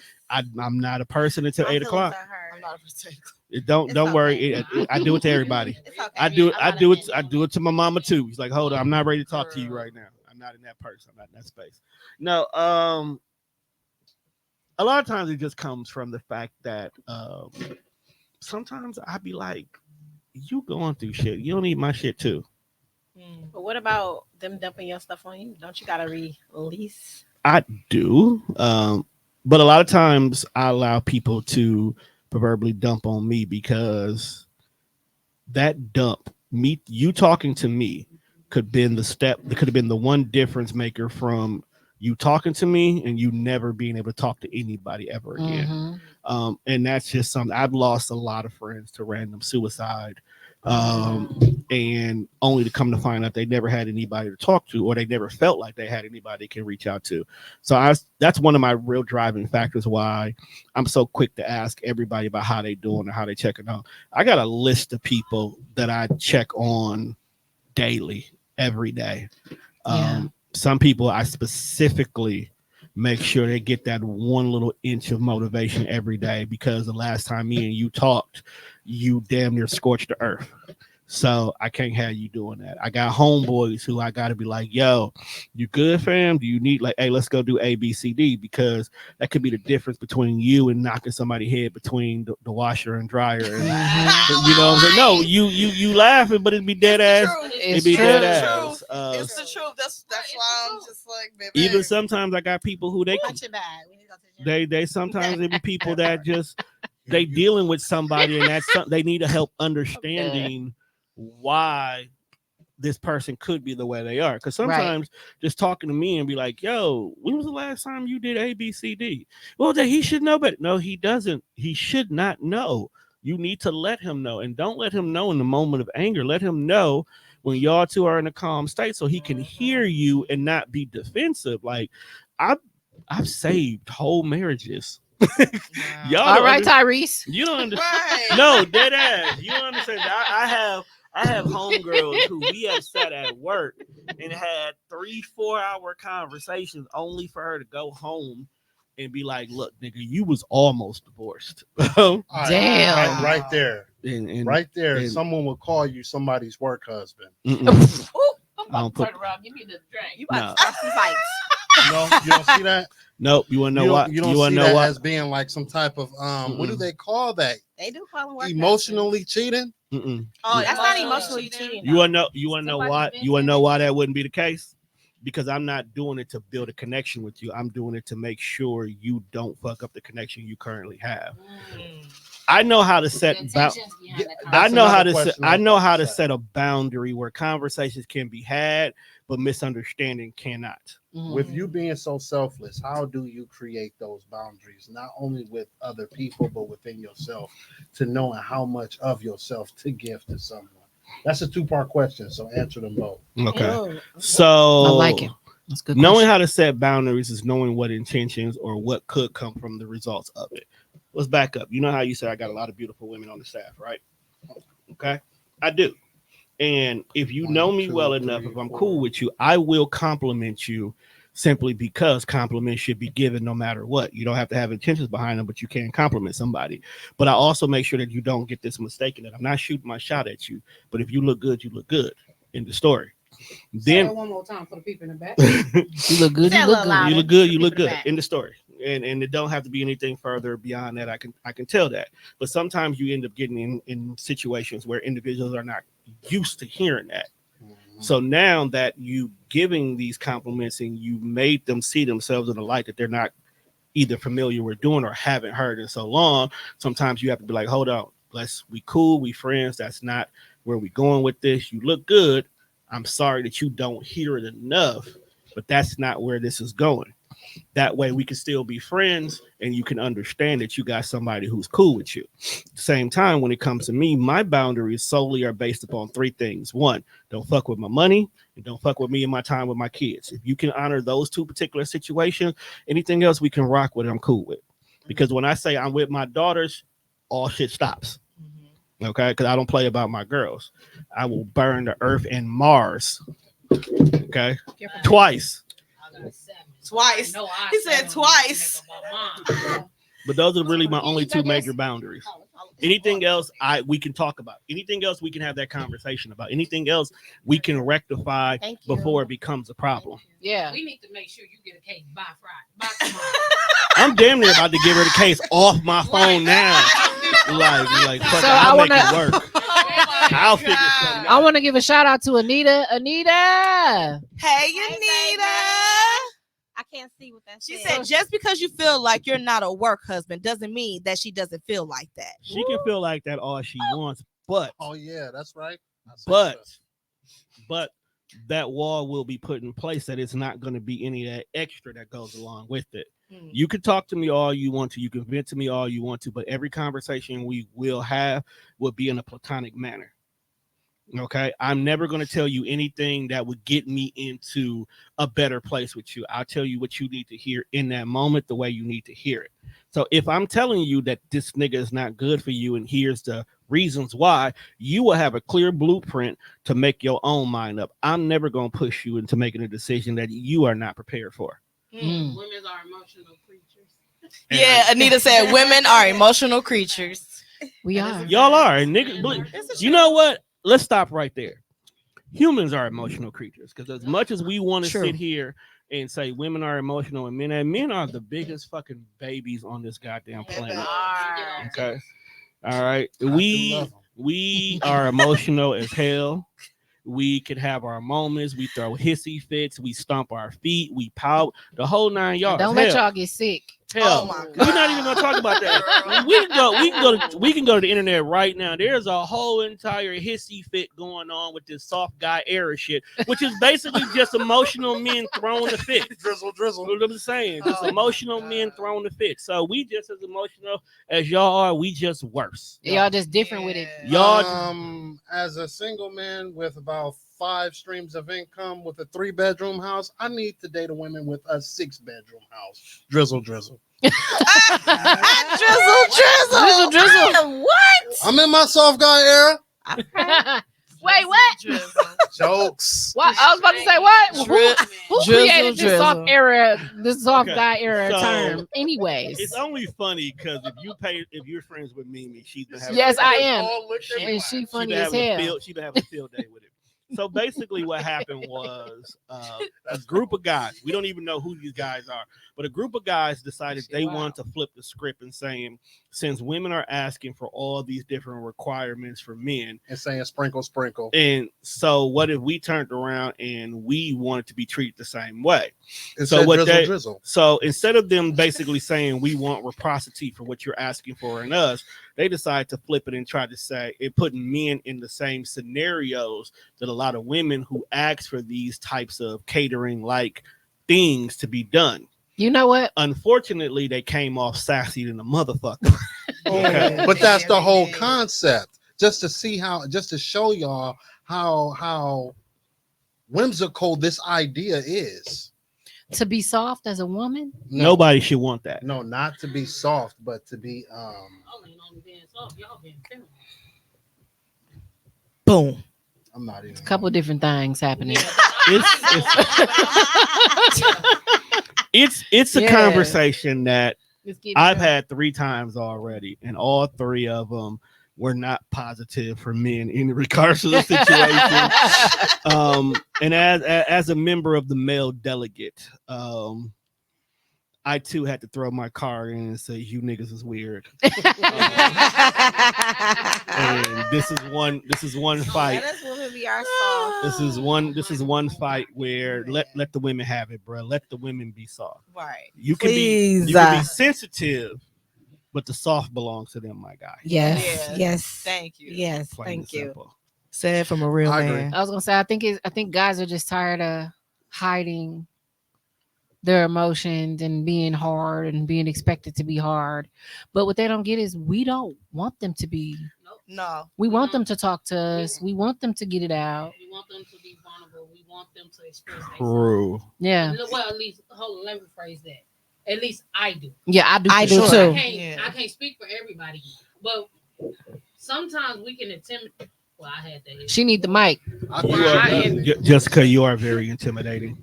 I'm sorry. You are. I know. Like I understand any man that fears you.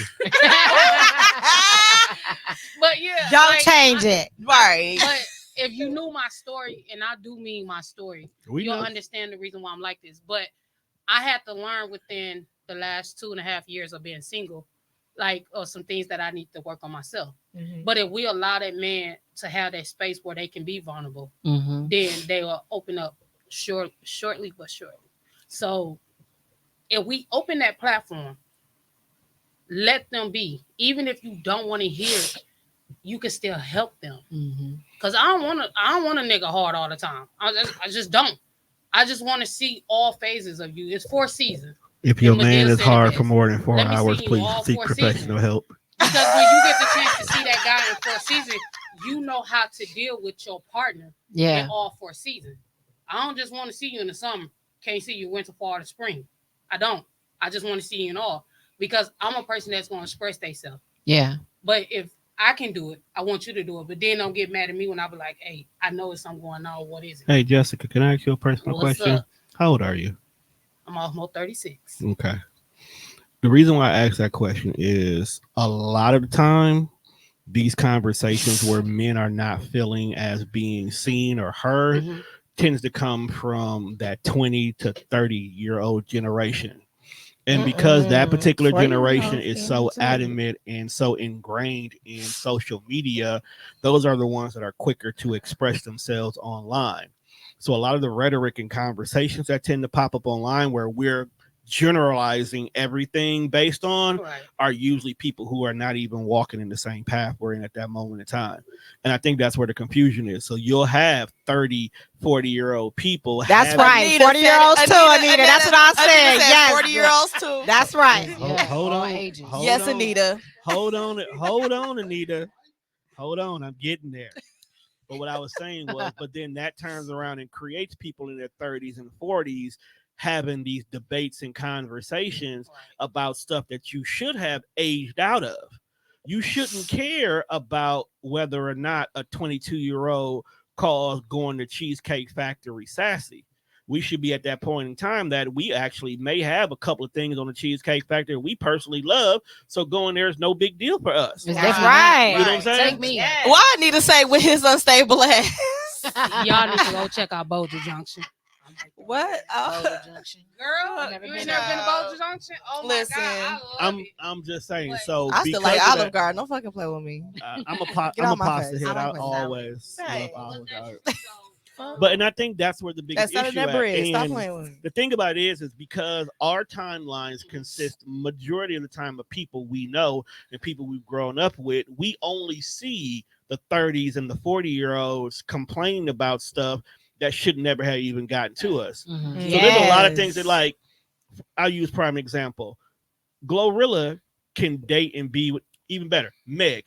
Meg can date and be with whoever she wants to, and we as older people shouldn't give a goddamn what she does, because Meg is still in her 20s, Right. okay? And when we were in our 20s, we was definitely fucking up left and right. Yes. And telling old people to mind their business. Now we the old people, and we need to mind our motherfucking business. We're not owning that. Who's old over here? She said, "Who's old?" I don't know what you're talking about. You can have that. You know. You can have that. That's how you know. There ain't nobody old over here. He said, "That's how you know that they old." Hey, Like, we look better than this younger generation out You here. had me till you called me old. So Tom, So what you serious. say? I look way older than I am, and I'm just Baby, saying. as far as we're concerned, everybody on this panel is 25. Here we go. 25. Do you 25. need to explain why a That's all. 25-year-old has this much white facial hair? Then? Hereditary. Nigga, That's hereditary. He dyed it that color. He wants to be popping. I am 45 and I live in my truth. Okay, Right. I am a happy 45. Because when you get to 40, you don't give a fuck about shit. nothing. What I've been in. I ain't 40, but I've been to that point You in my also life a mom where I of don't 7. You hit that about 3 kids ago, girl. So, like, you stopped giving a fuck. Big 3 gang. kids Big ago. city. Big gang. Gang, gang. Because I stopped giving a fuck So- at 2. So Tom, What up, though? so do you think because of the way a person speak or a person express themselves, do you think it do with how they was raised and Yes. the culture that they came from behind? Because I was raised up on a bunch of elderly people. I didn't really deal with my crowd, my age group. I wanted to know what the world mean, what it meant Okay. to live in this world. Mhm. And then everybody tell me like I got an old soul. I don't care So because I know my truth. let me make sure I heard Yeah. you correctly. So are you asking that is the individual environment plays a factor in how they are? Yeah. Absolutely. Absolutely. Product of your environment. 50-50. Okay. Here's the reason why I say that. I grew up on 10th and Monarchy. I ran with the hustlers, the dealers, the pimps, and the hoes. But you can have a conversation with me and you would never assume that. I could sit here in front of y'all and say I moved weight across state lines and nobody will believe me. Can I say point where the trick's at? And you'll know? Probably. He Probably. He know pimps and hoes. He gotta know the tricks. Probably. Probably. I I could tell you some of the traits to look for. Okay, let's do that. You gotta do your own homework. But I say that is because based on that information, I should be nowhere near the way I am now.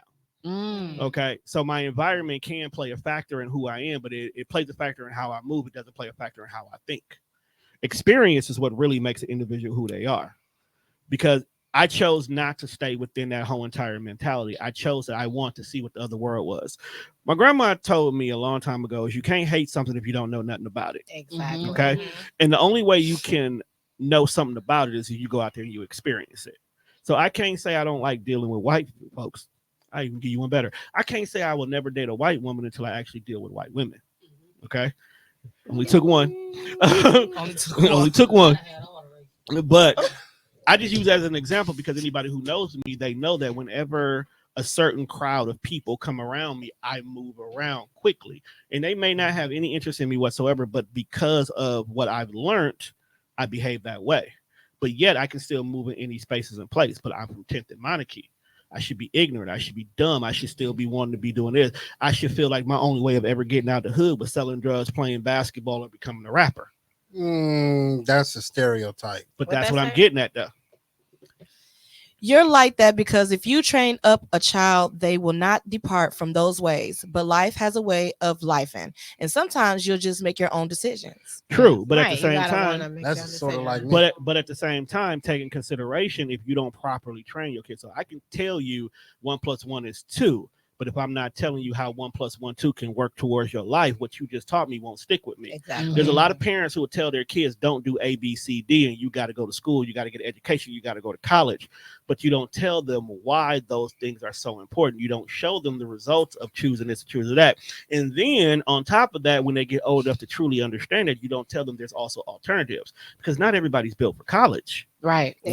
Yeah. It took me 3 times to realize, fuck this school shit. Yeah. Okay. It only took me one. It took me But 3 then you times came and back. $20,000 later. Right, When I you was think- ready. right. But the thing about it was I only went to college because that's what I was told I was supposed to do. Yeah. That's what the school system teaches you to do. They teach you to go to college. They teach you to continue to be a part of this pipeline of education. And then you get on the other end of it. You got your degrees. And depending on the career field you went in, you may not even have a job. True. You $100,000 in debt, but you're not even in the job that you went to school from. And then you got to go back to school to get some other stuff just to be able to get a basic job so you can pay the student debt, but yet and still you still were not able to use your degree. Then you come to find out that when you finally get into the career field you are, there's somebody who's 6 years ahead of you in that job who went to tech school for 2 years, got the same job. Or let's not forget about nepotism, where you worked your ass off to get this promotion, but because you the nephew of the CEO, he automatically got that position. Or that internal favoritism. That shit sucks. See what I'm saying? It does. It does. I know Anita on my ass. Yeah, Anita. Listen, shout out to Anita. Shout out to Anita because she definitely in the comments like sticking with us. I fucks with you, Anita. I fucks with you. No, but it's a little bit. At the end of the day, it's a little bit of A, it's a little bit of B. Your environment will dictate how your platform will be, but it's up to you of how you grow from that foundation. I can have a solid foundation, 2-parent household, grandma holding us down. This is the big mama house where everybody comes, big family. I talk to everybody. I'm connected with everybody and grow up and be an adult and become a loner. You know what I'm saying? It has nothing to do with your environment 100%. But what it does teach you, I know how to move with people. I know how to read the room. I know how to sit back and learn more about you before you even have one word come out your mouth. Most definitely. So that's why he said I'm intimidated. He read you already. I've read every single person from the very first time I meet every single person. But what I do is I have an idea of you, but I don't let that be how I decide how I move with you. That's now up to you. Like, I can read Tika and tell how the kind of person she is, but what she conveys to me will determine where our friendship will go. Will it be strictly business? Will we be friends, or is somebody I'll never speak to again? That's up to you to decide that. But I already have my interpretations of where you are and how you are. Facts. Yep. I love it. Anybody else got more questions? I can have some more questions. You be looking. I got a question for y'all. Let's go. Oh, question for y'all. Someone got a question for us. What is y'all why? Huh? What is y'all why? Just in general? When you get up every day and you know that you got shit to do, what is your why to do it? Because if I don't do it, nobody else will. That's not necessarily true, though. No, it's true. It's definitely true. If I would have just sat back and dreamed about facts by fiction, that's exactly what it would have been. A dream. Fiction. And I would have been dreaming at my job. That's daydreaming. So why did you choose that avenue? Because I was scared for it to become a nightmare. Explain. Not ever had done it and regret not doing it? Is that what you mean? Sure. I'd rather fail fast and fail forward and fail often and learn from my mistakes and have my last L be the L and successful, rather than sit back on my ass and just say, what if? I wish I could have, would have, should have. You know what I'm saying? I would be remiss if I didn't. So let me ask you a question. I love that. Let's go, Judge. Let's go. Let me ask you a question. How long you been doing this? Doing what? Podcasting? No, you're doing I brand for about 2 years, 3 years. 2 years. At least one point in time during your 2 years, have you ever hit the floor where you'd be like, you know what, this ain't worth it? Yes. What made you get up? Myself. What about yourself? Again, saying if I don't do it, nobody else will, man. Somebody got to believe in my dream. Someone has to nurture it. Someone has to pour into it. Otherwise, these roots that I've stapled into the ground that I've built is nothing. It all. Have you ever seen a shriveled up plant? And it's still alive, but it just need water. Yeah. Yes. Woo, you just said something. Woo, let's go, Judge. Let's go. That's my wife. That's my wife. Let's go, Judge. So let me ask you this question. When the support wasn't initially there, what made you move forward? Knowing that there is a community out there. It's gonna be it's a 3-3-3 rule. 3 people is gonna like it. 3 people is not gonna fuck with it, and 1 person is not even gonna know you exist, or 3 people not gonna even know you exist. So if you find your tribe and you find the people that fucks with you and fucks with what you gotta find your tribe in whatever you're doing. Otherwise, no matter what you're doing, you're not gonna succeed. If all of us sold a bottle of water at what, $3, we got all of these $3. That's 3, 6, 9. Damn, you're fine. I don't understand. And if you got the time, then you got the grind. 3, 6, 9. And if you got the grind, then we all gonna shine. Come on. For sure. Real talk. And that's some real shit. I love Judge. I love you, baby. Jessica, I kind of already know your why, but I want the world to know your why. Why do you do what you do? And I'm not talking about the babies part. I'm talking about why do you do what you do for you? Why I do what I do? Because the household I grew up in, we struggled. Okay. Like I seen ends meet, didn't meet. I seen ends meet. But to see my mama work the way she worked, I didn't want to be that person. Okay. The worst thing somebody can tell me that just light my fire, tell me I can't do something. Mm-hmm. And if you tell me I can't, I'm gonna tell you. Do that one more time for the one time. I swear. But really it's because of what I seen in my past, and not only what I see in my past, but I see the struggle.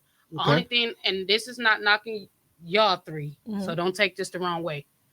Only thing I dislike about being here in Milwaukee is every woman is in competition.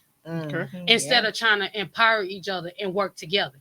See, where I came from working together. I came from boosting one another. But for me, my main why is to see is because when I wake up in the morning, I tell myself, I'm not gonna be in this same place for long. Okay. I gotta grind. If I don't grind, who gonna grind for me? And I allow myself, and I feel like if I wouldn't have done it, and I had this conversation with Judge the other day, that I allow myself to pour into everybody else's dreams and everybody else ambition and whatever else they wanted to do, till I put my dreams and goals on hold. And I allow myself to be behind the curtains. And I allow other people to live the dreams or what I wrote out or the plans that I had for myself. But one thing I got to give her credit for, Savannah, when we was at 1700, she said, I don't care how many people have that same idea. They ain't going to do what you do. They ain't going to say what you say. They ain't going to rock the way you rock. Yeah. You got your own brand. You got your own flavor. All right, let me ask you a question. That's exactly that. In quotations. Let me ask you a question. What's You up? about to drop a book. It's fucking fire. I already got a copy of it. What is the end goal for your book? Oh shit! I mean, shoot. Right now, my biggest end goal is to have it all across the world, and I do mean China, Japan, Europe, Egypt, wherever you are. Part 2 will be dropping. I was gonna wait till I get on your thing, but I will. I'm just gonna set it now. But my goal is to hopefully that book helps somebody. Okay. And when I wrote that book, when I didn't, at that time, I was going, today made a year that I've been divorced. Okay. Today made a year, but 2.5 years of me being single. Also today. But writing that book, I was going through some things. And I got my minister license, and then I got my ordination. So it's coming up to a year for that, August 27th. But what did it for me was I had to separate myself. I joke a lot and I do a lot, but I had to separate my natural life from my spiritual life. And that what really created that book. And during that time of me writing that book, I was really going through some things. And I wanted a platform for every young lady, every man to have something that they can relate to. And when I did it, and I'm like, okay, God, you tell me to do this. People ain't going to hear my voice. People ain't going to do this. People ain't going to do that. And then that's when reality kicked in, that I was doubting myself. Okay. I was doubting myself. thanks to this guy right here, I poured into him because he was going through some things. But at the same time, as I poured into him, he poured into me. And I got home. I said, fuck it. I'll post that lunch. I said, you know what? Because it was just that extra push I needed. Nobody knew. My family's like, you didn't tell us. I said, because every time I tell y'all something, I know it's not sincere. Oh, congratulations. Oh, I believe in you. So when God told me to shut my mouth and move in silence, now everybody got to watch me from the back. See, I was back there, but now I'm in the front, so you got to sit me at the table. So you got to sit the table that I'm at. If there ain't going to be room for you, baby, trust me, my table's already full. Hey. I need you to wrap it up. I need you to wrap it up. We got other people talking. Need you to wrap that up. That was your spiritual moment. She always knew this.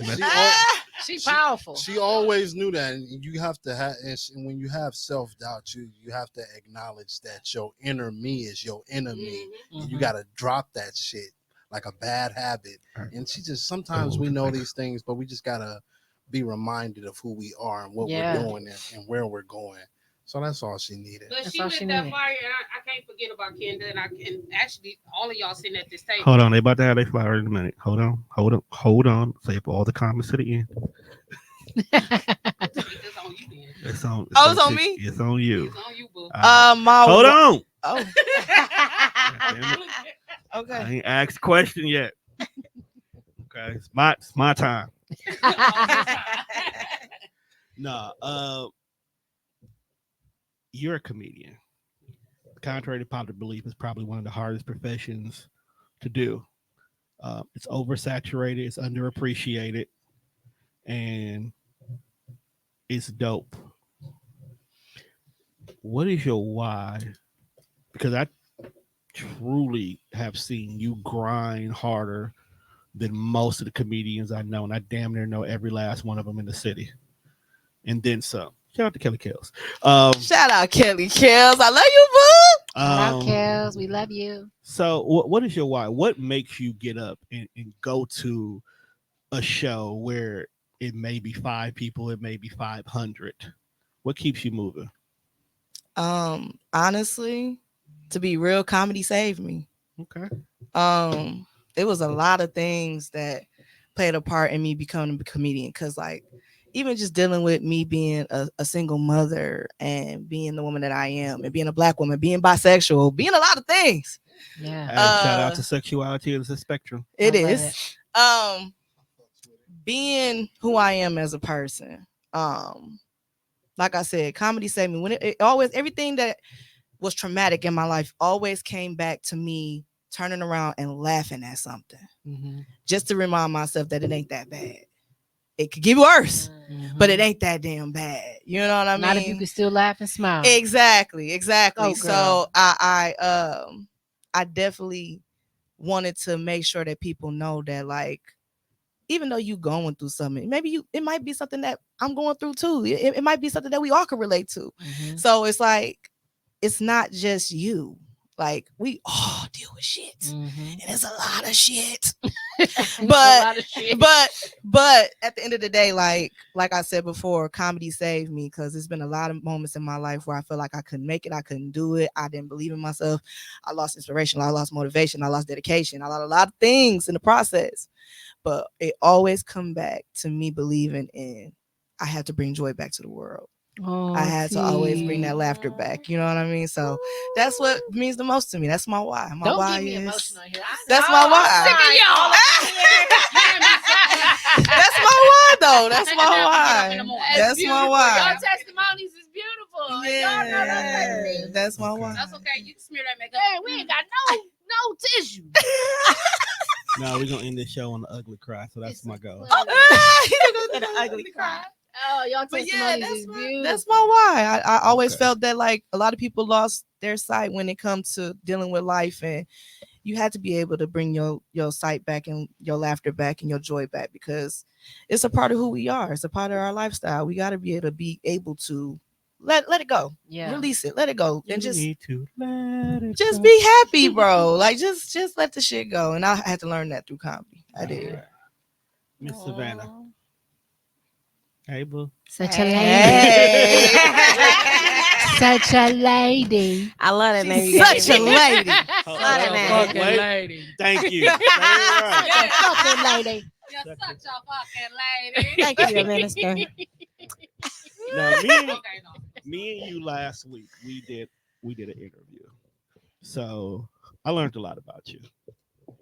And you dealing with this invisible illness. What gets you through? What's your why to keep you moving? My why is to leave a legacy. Okay. I want people to understand that just because you have an autoimmune or you sick or you have a formality or whatever the case may be, it does not stop you. It's ways that you can be successful. You just have to go about it and be in that community to get that support in order to do it. Because our mind can be very tricky to tell us that we can't. But I'm here to let them know, to let all of us. You don't have to have an autoimmune, but you can be successful as the normal people, they call it. What's the end goal for Lupus Has No Face? The end goal is to be nationwide. Not only just walks here. We want to have walks. Walking nowhere. Yes, you are. Will you? We want to have walks nationwide. We want people to know who Lupus Has No Face is, our mission, our value, our goals. Want to be all over. Okay. That's the end goal. I love that. I love it. Thank you. I'm gonna do a commercial for you. I'm gonna put on the all purple bodysuit. Oh my God. So I ain't gonna have no head. I'm just gonna have a t-shirt on that says Not the purple bodysuit. Tell me that commercial ain't fire. yes. It is. I appreciate it. It is. The all purple bodysuit will be popping. I ain't gonna hold you. I'll pay attention to that shit. I'm like, purple bodysuit? Okay. You know what? I love purple. We'll do that. We'll put the billboard. We'll throw it over there on 35th and Capitol so everybody see it. Boom. Boom. Big Boom. boom. Boom, boom. Lupus has no face, you said. Boom, boom. Kendra. Kendra. What's going on, my homie? The voice. I'm hot. It's out of here. The voice. That wine that kicked in.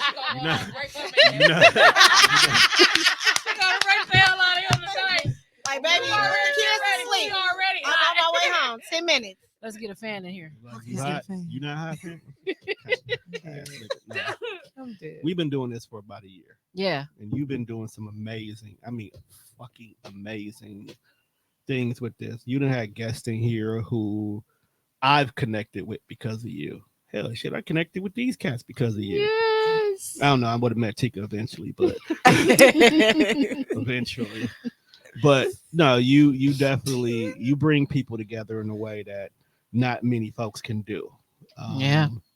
Even the coach of my girl, because when I tell you, like, that shit was fucking big. Like when you asked me to say, "Hey, Tone, I need a space," I was like, "Cool, I got you." You know, probably gonna have maybe 5, 10. You know the average that comes in here, but 25 fucking people. It's deep, bro. We couldn't move around. I'm sitting downstairs still trying to record. They coming down. It's like, bro, what's going on? Like, look, man, I didn't know it was these many people.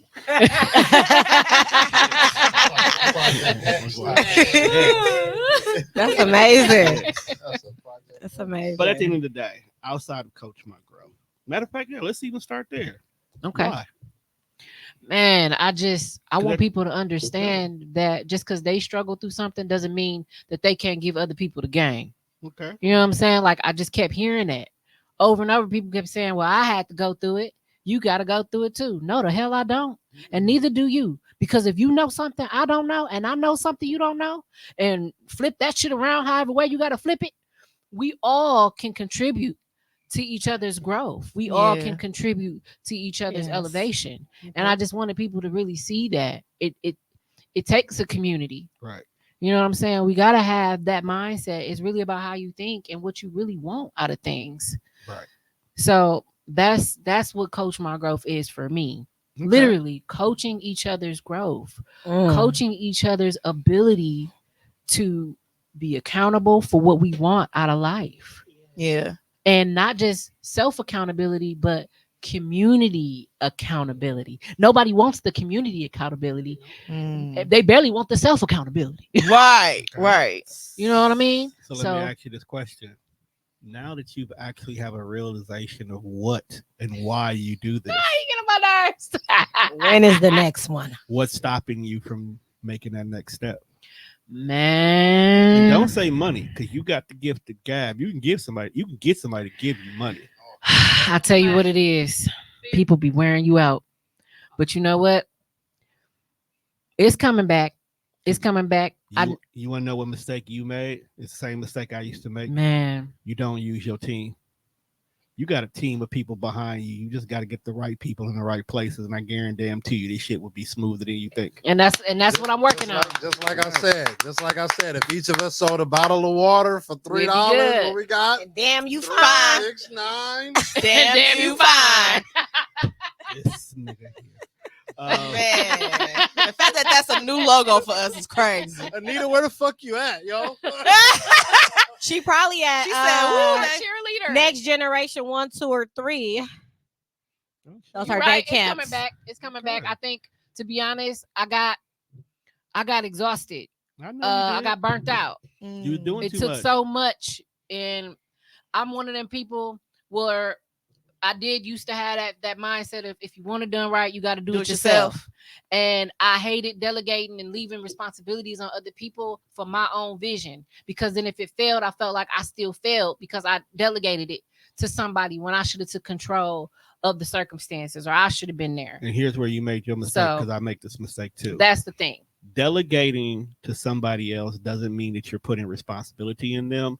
Delegating just means that you're not the one putting foot to pavement. Mhm. You can easily follow up with them to make sure they got it done. You can easily check to make sure that things are done. If I have 10 of y'all, okay, and I want to make a huge music concert, I damn sure can't do it all by myself. Mhm. So I'm going to use my 10 people. But what my job is going to be is to delegate to one, and that one person's job is to make sure the other 9 know what they're supposed to do. My job is to come back to that one person and check on that person to make sure they checked on this person. And then at that point, with them 9 people, it's their job to take 2 of those people Mhm. and make sure that they're responsible for 6 over here, 6 over there, or 3 and 3. And you know what? Math is I math. definitely could fix that problem Tuesday with one phone call. And guess what? That was my second event. So I'm gonna bump my head. I'm gonna learn. I'm gonna get on the ground. I'm gonna get right back the fuck up. So don't get it twisted. Right. Right. Hey, you know, we fall down, but we get up. And Right. And the only reason why I'm beating your ass about that, because you'll lay down on the ground and realize the ground is cold and it's cool and I'm comfortable right here. It's nice. We can't. She said it's nice. We can't be comfortable no more. I ain't dealing with this. We got shit to do. We got Scorpio gang. They Okay. Scorpio Big gang, flex. bro. Don't disrespect them, bro. Don't bring them. They don't belong over here, bro. Keep them over there. Keep 'em over there. Sag life all day over here, baby. So Me and you on the same. Yeah, you already know. keep the hell there. But you know what? I appreciate that. I appreciate you saying that. But yes, right now I'm just. Cause I'm gonna say in your I ass. got. I until know do you it. is. Okay, I just want you to know that we got time today. We got And time you know, I gotta worry about you and her too, cause she be on me too. But you know what? I appreciate that. That tells me a lot about y'all. That y'all love me for real. Y'all care about me for real. Y'all see something in me. Y'all believe in the vision, and that's why we all here now. Like, and I know that. Like, I know that. We was all here because it was my day. That part too. I thought it was sorry because my dad. Well, that That too. part, yes, absolutely. Let's not forget the real reason. We know. The We real know. reason. But you flipped it on us for a little bit. So I now it's know. about us. I wouldn't be me if I didn't. True. All facts. But shit, it's 10 o'clock. Right. I was Parents, can do take you us know out? where your children are? You know, Man! hey, y'all want to hear something funny? I really don't know where my kids is. They be bouncing between family members' houses that I won't know where they are until I call. That is fun. And it's not that I don't know it. Like they only go to 3 places, so it's not like I don't know. But you don't know. I just Yeah. don't know. I just don't know. It won't be until That's I crazy walk because I made a out. joke about that not too long ago. I just about that want to say, commercial. Anita, You part of the squad. Right. We love you, Anita. You part of the squad. Anita, I'm just looking at what you saying to me and everybody here. Yes. And man, I loved you from the first day I met you. I just want you to know that. You know what? She's so dope, man. That's how I am. That's how I am with Aziza, the one y'all met on Saturday. Yeah. Same way. Yeah. She stay in my ass. Oh, that's so beautiful though. Like the connections. And you gotta keep them. That's another thing that just keep me going. I love the impact that I can put on people and that they put on me. I love that interaction, that engagement that it takes. You take that with you for a lifetime. You definitely do. It's good people out here in the world. It really is. It's hard to find them, but it's good people. It's not hard to find them. You got to be moving the right way.